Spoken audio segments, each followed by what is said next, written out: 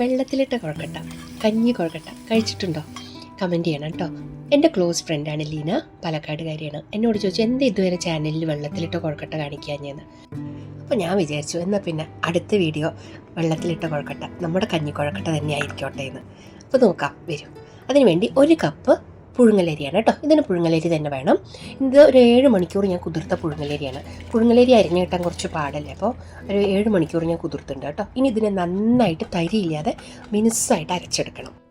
ഇതിപ്പോൾ നന്നായിട്ട് അരച്ചെടുത്തിട്ടുണ്ട് കേട്ടോ, ഒട്ടും തരിയില്ലാതെ അരച്ചെടുത്തിട്ടുണ്ട്. ഇനി നമുക്കിതിനെ ഒരു പാത്രത്തിലേക്ക് മാറ്റാം. ഈ മാവ് നല്ല ലൂസായിട്ടാണ് വേണ്ടത്. അപ്പോൾ നമുക്ക് ആ മിക്സിയുടെ ജാറ് കുറച്ച് വെള്ളമൊക്കെ ഒഴിച്ച് കലക്കി അതും ഇതിലേക്ക് ഒഴിച്ചു കൊടുക്കണം. ഇതിൽ നല്ല ലൂസായിരിക്കണം. ഇത്തിരി കൂടി വെള്ളം ഇതിലേക്ക് ആഡ് ചെയ്യാനുണ്ട്, ഞാൻ കാണിച്ചു തരാം കേട്ടോ.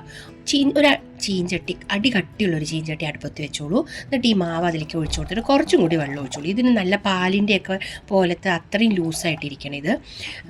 എന്നിട്ട് നമുക്കിതിനെ കുറുക്കിയെടുക്കണം. നമ്മൾ നൂൽപുട്ടിന് കുറുക്കിയെടുക്കില്ലേ, അതേപോലെ തന്നെ നന്നായിട്ട് കുറുക്കിയെടുക്കണം, കയ്യിൽ ഒട്ടാത്ത പരുവത്തിൽ. അപ്പോൾ അതിന് വേണ്ടി ഞാൻ 2 സ്പൂൺ വെളിച്ചെണ്ണ കൂടി അതിലേക്ക് ഒഴിച്ചു കൊടുത്തിട്ടുണ്ട് കേട്ടോ. ഇനി ഇത് നന്നായിട്ടൊന്ന് കുറുക്കിയെടുക്കാം. 5-10 മിനിറ്റ് പോലും വേണ്ട, അത് പെട്ടെന്ന് കുറുക്കി കിട്ടും. എന്നിട്ട് ഒട്ടും വെള്ളമില്ലാതെ നമ്മൾ നൂൽപുട്ടിനൊക്കെ കുറുക്കില്ലേ അതുപോലെ ഈ മാവിനെ ഇങ്ങനെ കുറുക്കണേന് ഞങ്ങളുടെ അവിടെ മാവ് കിണ്ടുക എന്ന് പറയും. നിങ്ങളുടെ അവിടെ അങ്ങനെ പറയുമോ? കമൻറ്റ് ചെയ്യണം കേട്ടോ. ഞങ്ങളുടെ അവിടെ പറയാറുണ്ട് അങ്ങനെ. അപ്പോൾ ഇത് ആവശ്യത്തിന് വെള്ളമൊക്കെ വറ്റി വന്നിട്ടുണ്ട്. അപ്പോൾ കയ്യിന് സഹിക്കാവുന്ന ചൂടോടെ ഇതിനെ അപ്പം തന്നെ ഒന്ന് കുഴച്ച് വെക്കണത് നല്ലതാണ് കേട്ടോ. കൈ പൊള്ളാതെ സൂക്ഷിക്കണം കേട്ടുള്ളൂ. എന്നിട്ട് ഇതിപ്പോൾ ഞാൻ ചൂടാറിയിട്ടില്ല, ഒന്ന് മിക്സ് ചെയ്തിട്ട് ഞാനൊരു പരന്ന പ്ലേറ്റിലേക്ക് മാറ്റി വെച്ചിട്ടുണ്ട്. ഇനി നമുക്കിത് നന്നായിട്ട് കുഴച്ച്, ഇതിപ്പോൾ ഞാൻ നന്നായി കുഴച്ച് ഇത് നല്ല സോഫ്റ്റായി ഒട്ടാത്ത പരുവത്തിലാക്കി എടുത്തിട്ടുണ്ട് കേട്ടോ.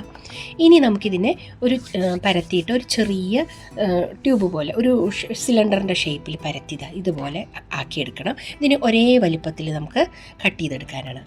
സാധാരണ ഈ തണ്ണിക്കൊഴക്കട്ട വലിയ വലിയ ഉരുണ്ടകളായിട്ടും ചെറിയ ഉരുണ്ടകളായിട്ടും നീളത്തിലും ഒക്കെ ഉണ്ടാക്കാം കേട്ടോ. നിങ്ങളുടെ ഇഷ്ടമാണ്, ഏത് ഷേപ്പിൽ വേണമെങ്കിലും ഉണ്ടാക്കാം.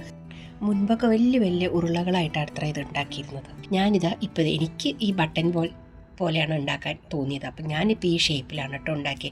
2-3 ഞാൻ രസഗുള്ള പോലെ റൗണ്ട് ചെറിയ ഉണ്ടകളായിട്ട് ഉണ്ടാക്കിയിട്ടുണ്ട് കേട്ടോ. അപ്പോൾ നിങ്ങൾക്ക് ഇഷ്ടമുള്ള ഇതിലുണ്ടാക്കിയത്.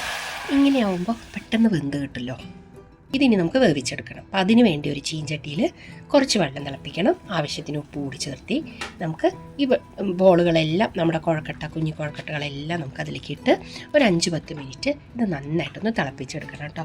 ഇതൊരു പാവം കുഴക്കട്ടയാണ്, ഇതിനധികം സാധനങ്ങളൊന്നും ആവശ്യമില്ല. ഈ കുഴക്കട്ട പിടി പോലെ ചിക്കൻ കറിയുടെയോ കടലക്കറിയുടെ കൂടെയൊന്നും കഴിക്കില്ല കേട്ടോ. ഇത് സൂപ്പ് പോലെയാണ് കഴിക്കുക. നമുക്ക് പനി കോൾഡൊക്കെ വരുമ്പോൾ നമുക്ക് കഫക്കെട്ടൊക്കെ ഉണ്ടെങ്കിൽ അത് മാറാൻ ഇത് നല്ലൊരു ഫുഡാണ്, ഒരു ലൈറ്റ് ഫുഡാണ്, ഒരു സൂപ്പിൻ്റെ പോലെയാണ്. പിന്നെ ഇതിൽ കുറച്ച് വറുത്തിടുന്ന സാധനങ്ങളൊക്കെ ആകുമ്പോൾ ശരിക്കും നമ്മുടെ കോൾഡുള്ള സമയത്ത് കഴിക്കാൻ നല്ല ബെസ്റ്റ് ഫുഡാണ് കേട്ടോ ഇത്.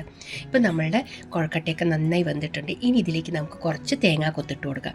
തേങ്ങാക്കൊത്തൊന്നും ഇടാറില്ല കേട്ടോ, ഞാനിട്ടതാണ്. ഇതിടുമ്പോൾ കുറച്ചുകൂടി നല്ല ടേസ്റ്റാണ് ആ തേങ്ങാക്കൊത്തയിൽ കടിക്കാൻ കിട്ടുമ്പോൾ.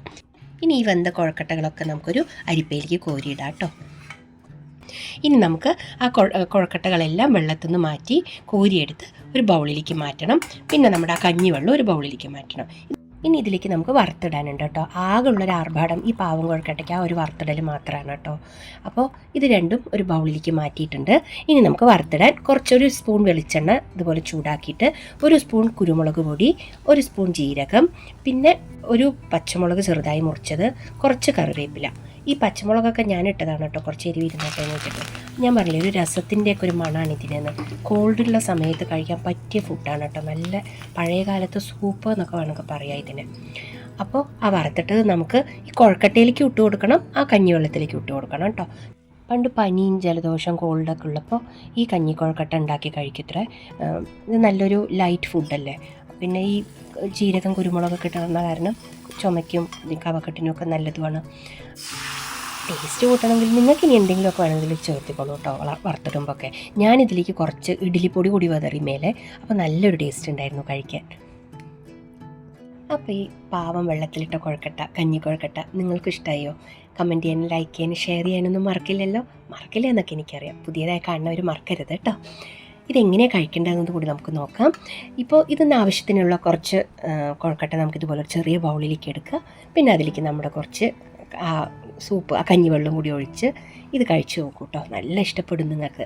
നിങ്ങളുടെ നാട്ടിൽ ഈ കുഴക്കട്ട ഇങ്ങനെ ഉണ്ടാക്കാറുണ്ടോ? എന്താ അതിൻ്റെ പേരെന്നൊക്കെ കമൻറ്റ് ചെയ്യാൻ മറക്കരുത് കേട്ടോ. കമൻറ്റ് ചെയ്യണേ. അപ്പോൾ നമുക്ക് നല്ല വീഡിയോ ആയിട്ട് വീണ്ടും കാണാം. Okay bye.